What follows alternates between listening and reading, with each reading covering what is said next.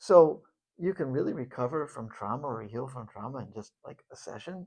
Well, generally not. Although I've had experiences with sessions where something just clicks and something is healed in a session. But we're talking more about the intensives, the trauma intensives, where I have 6 hours to spend with a client, and there's time to build trust. There's time for the defenses to be lowered. It's very different than even even when you know your therapist really well. You come in for 45 minutes or 50 minutes or 60 minutes a week or every other week. Your defenses are up still. You've been going to work and dealing with your family. Your defenses are up. You can't just be vulnerable the minute you walk into your therapist's office. It takes time. When you have 6 hours, which is how I operate my all day intensives, there's a lot of time to be able to get comfortable being vulnerable and letting those layers get peeled away. And the other big thing about the intensives is there's chance and time and space to go from model to model and see what is necessary for each moment. And you go from one to the other, and that it's really a good opportunity to get so much work done when you have different models to work with. How do you decide which model there is? You've mentioned IFS, internal family systems, EMDR, brain spotting. How do you decide? Right. So some clients know what they want. They want only EMDR. They heard it's like miraculous. Some clients are really into IFS and they want just that. And of course, if a client says something that they want something specific, then that's what we'll do. But oftentimes it's not like that. And there's opportunity to use different models. And how do I know what to use? So if a client is talking a lot about a negative belief that they have about themselves or about the world, then I probably would start with EMDR. If a client is talking a lot about a part of themselves that they're not happy with, or they wish they could change, or they really don't like, then I'll probably start with IFS.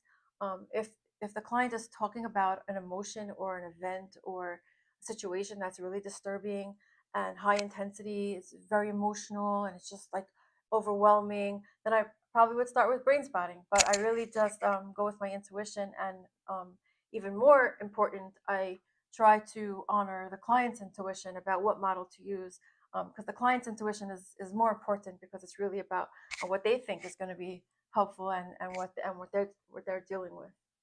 You mentioned that even with your regular therapist, it could take a while to build up or to develop trust or to become more vulnerable. And I know the folks at EMDRIA are pushing for EMDR to be categorized as its own form of therapy, as opposed to saying like in psychotherapy you do ABC. They want EMDR to be seen as its own kind of therapy, just like psychiatry is seen as its own kind of therapy, right? Someone can see a, a, a a talk therapist for psychotherapy and also go to a psychiatrist. No one considers that to be somehow or another working at cross purposes. But usually people don't see two different therapists. But are you saying in some way someone could, let's say, be continuing their regular therapy and still go for EMDR or IFS for a specialized kind of process? I think that's perfectly fine. There are definitely clients who like to see multiple therapists for different models. And I think that's one of the reasons why I did all this training to get the three models, that feel very important to me. IFS, EMDR, and brain spotting feel like a really good um, group of models to work with. But it's totally fine with me when I have clients who have a therapist that they see on a regular basis and they want to come in and do some IFS or they want to come in and do some EMDR. That's totally acceptable. So that's a process that could work. Someone could be doing regular talk therapy and there's something they're stuck on or some kind of trauma or some issue, and they believe that brain spotting or IFS or EMDR could work, and they can just do an intensive just on that and then go back to their routine therapy that they're doing. Absolutely. And I sometimes get calls from therapists who are saying that they feel like their client can use some EMDR, and we can use some trauma work. And that's how we do the all day intensive. We address the trauma and then they can go back and continue with their talk therapy. Okay, so one last question. you mentioned in passing that people will say, "Oh, EMDR, they had miraculous results." What does that really mean? I mean, there's no real miraculous results, but how would you even explain that from your own experience working with people? I'm sure people didn't come out saying, "I can walk," and threw away their crutches, but what what might somebody see if they got a really good result? I think that an example of that would be someone before they start EMDR therapy or brain spotting therapy, and you ask them how distressing does this emotion or event or incident feel to them on a scale of 0 to 10. Let's say 10 being the most disturbing and 0 being neutral, and they say 10 plus plus, which is oftentimes what clients would say to me, more than 10. And then when you go through a process of EMDR or brain spotting, and then you ask them the same question, and they say, "Oh, 1 or 2," that's maybe what people might consider miraculous. So how would that like influence their lives? Because I know that EMDR is used for even phobias or obsessions. Like, are you telling me someone walks out of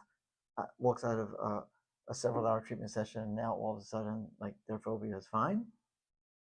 It might be a lot less disturbing and less disruptive in their So they life. might really be able to do things that they couldn't do before Absolutely, just yes, after a session. And yes, or going on a bridge or a tunnel, all those kind of things wow, that I've wow. worked with. Sure. And you mentioned something about homework. So what does that look like? Someone comes out of an intensive. They only they had a few hours of therapy now. Doing homework. What's the homework? Well, usually the clients want the homework. I'm not a homework kind of person, but clients oftentimes ask for it. And so I've come to understand that clients really like it. And I sometimes even offer it myself, and they really want the homework.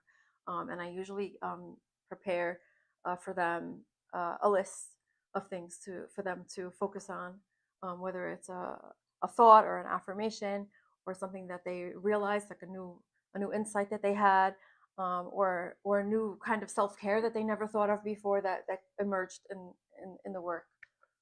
And with IFS, will you? Is there any like homework with parts that you do? Absolutely, yes. So if you have the opportunity to unburden an exiled part, then you spend at least 2 weeks. That's what Dr. Schwartz's recommendation is, to spend 2 weeks checking in at least once a day with the part that was unburdened, just to see how they're doing and to make sure that there isn't more that they need from you, and to just be in touch and connected and nurturing.